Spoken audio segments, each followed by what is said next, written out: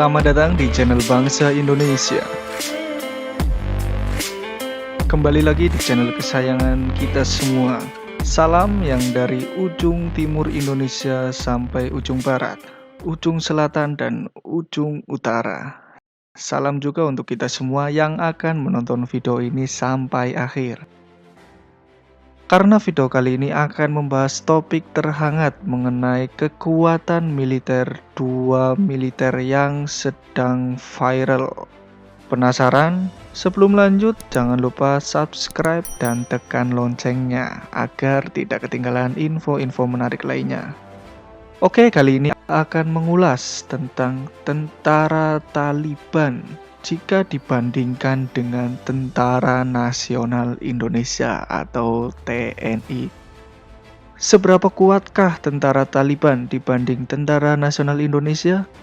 Mari kita ikuti video ini sampai akhir. Sebelumnya yang di sini sudah tahu apa itu Taliban?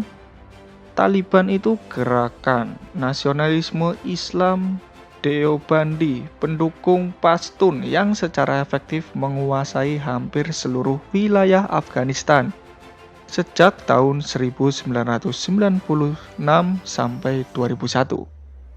Beberapa negara dan organisasi internasional mencap gerakan ini sebagai organisasi teroris. Nah, yang terbaru, kembalinya pemerintah Afghanistan ke tangan pihak Taliban dianggap oleh negara sebagai sebuah tragedi.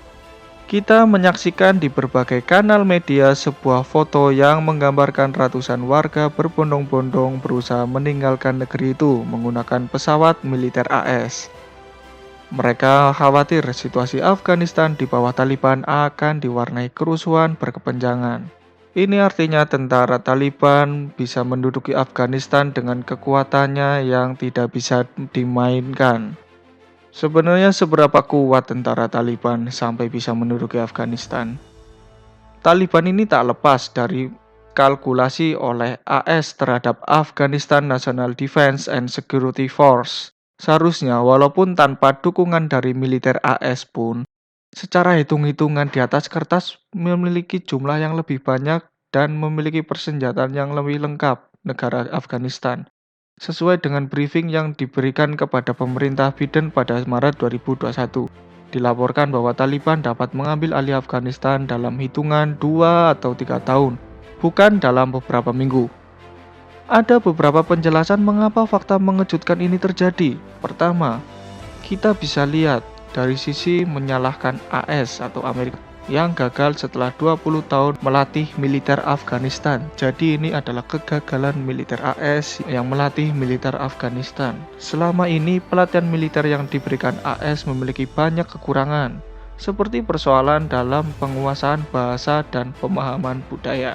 Oleh karena itu, tidak ada cara untuk mempertahankan kehadiran pasukan keamanan di negara yang begitu luas tanpa memasok pos-pos terdepan melalui udara. Begitu pasukan dan kontraktor Amerika Serikat tiba-tiba ditarik keluar, Afghanistan kehilangan kemampuan untuk menjaga mesin militer mereka agar tetap berfungsi.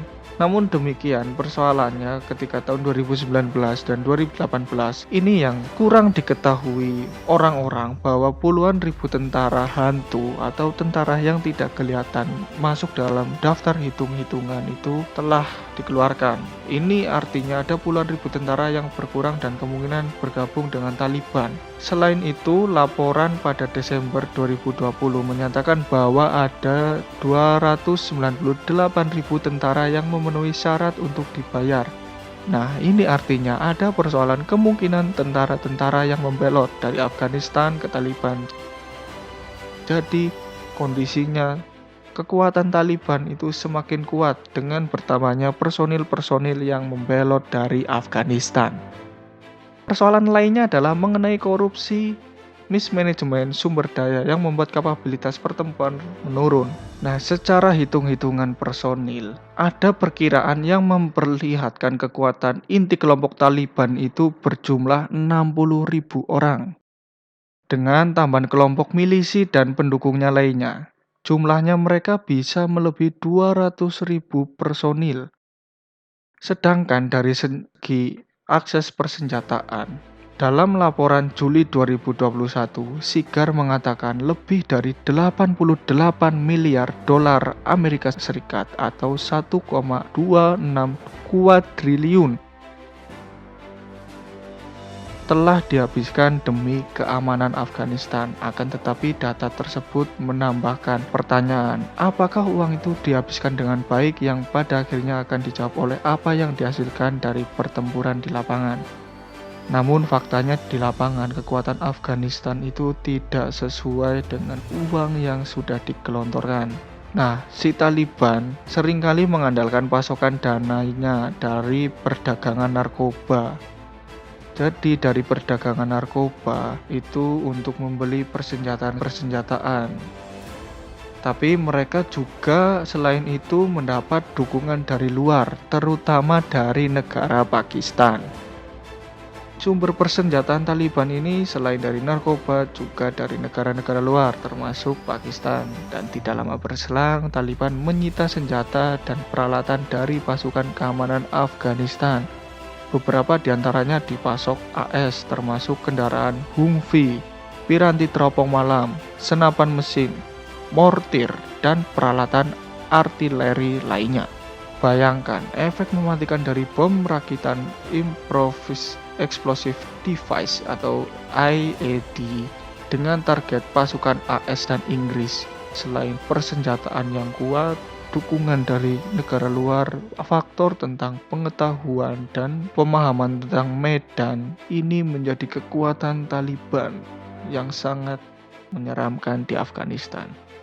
Nah, jika kita kalkulasi kekuatan Taliban tadi dengan kekuatan Tentara Nasional Indonesia, apakah hampir sama atau masih tertinggal jauh? Mari kita simak bersama-sama. Mengingat kekuatan TNI sekarang berbeda dengan tahun-tahun sebelumnya. TNI itu sekarang mempunyai kekuatan dan semakin kuat. Dan dikutip dari Global Survey Firepower, Indonesia memiliki 800.000 personil militer dengan 400.000 personil aktif dan cadangan. Dari jumlah personil Indonesia hampir dari 2 kali tentara Taliban yang tadinya itu 200.000. Bahkan skor indeks kekuatan TNI yang tertinggi di Asia Tenggara. Dari segi persenjataan kendaraan tempur canggih, TNI memiliki kendaraan diantaranya alat tempur seperti tank Leopard Revolution, Scorpion, Tarantula, Marder, Komando VAB, Alvis Stormer, dan Pindad. Kemudian juga punya mobil lapis baja dan lain-lain seperti helikopter, roket, rudal, Pindad badak. Dari segi persenjataan, TNI masih terlalu kuat juga selain personil. Dari segi alutsista pun TNI memiliki banyak alutsista. Yaitulah ulasan perbandingan seberapa besar kekuatan Taliban dibanding dengan kekuatan Indonesia. Dengan ulasan ini sepertinya militer Indonesia masih terlalu kuat dibandingkan tentara Taliban. Atau kalian punya pendapat lain? Silahkan kalian komen di kolom bawah ini. Jangan lupa like, subscribe, tekan tombol loncengnya, share ke teman-teman kalian video ini. Terima kasih telah menonton. Sampai jumpa.